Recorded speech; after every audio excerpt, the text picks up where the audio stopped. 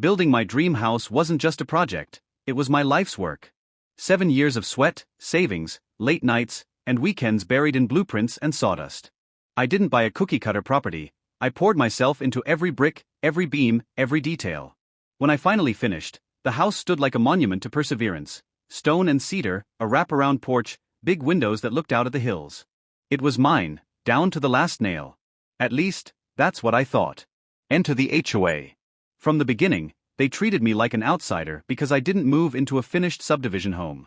I bought a raw plot, designed everything myself, and stayed outside their control for years while I built. They tried to nose in, of course, sending letters about unapproved structures when I poured the foundation, or trying to fine me for construction noise when I was literally the only one working on the land. I ignored them, because legally, my parcel wasn't under their HOA covenants. When the house was finally done, I thought they'd move on. But instead, the HOA president and 2 board members showed up on my porch with smug smiles and a stack of papers. "Congratulations," the president said, like he was doing me a favor. "Now that construction is complete, we'll need your house keys." I blinked. "Excuse me." "For inspections," he explained. "And in case of emergencies. It's standard practice for homes in this community." I laug het out lut. "This isn't your community. This is my land.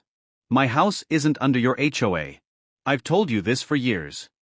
The president's smile thinned. Tats wär jure mistaken. "This property abuts our subdivision, and our bylaws extend to new builds within a quarter-mile of association lines. That means your home is subject to our rules, our fees, and our oversight. So yes, we need keys. Immediately." I stared at them. Jure out of your minds. "Show me the law, the deed restriction, anything that says you own my house."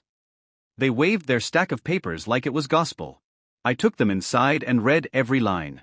It was a sloppy copy of the HOA bylaws, highlighted and annotated like a high school project.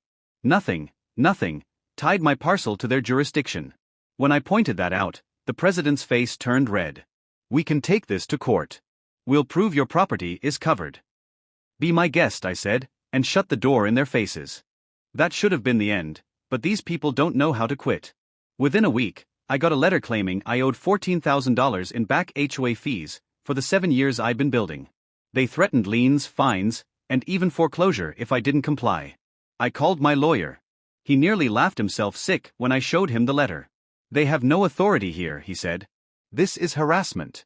We'll handle it." And we did.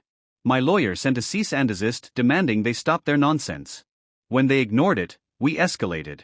I filed complaints with the county, the state attorney general's office, and even the police for attempted fraud.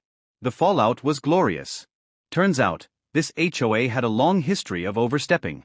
They'd bullied homeowners into unnecessary fees, made up violations, and even trespassed on properties outside their jurisdiction. My case lit a fire under the authorities.